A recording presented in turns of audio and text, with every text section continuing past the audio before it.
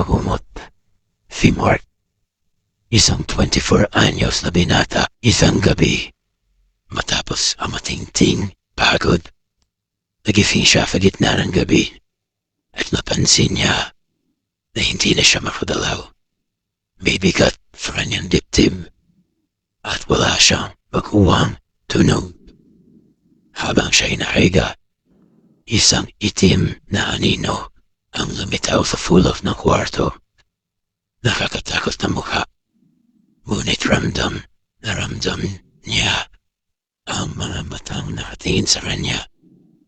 Puno ng takot at mulila. Pagkatapos na ilang sandali, nagkaroon siya ng lakas ng loob na makagalaw. Agad siyang tumayo at nagtakbuhan palabas ng kwarto.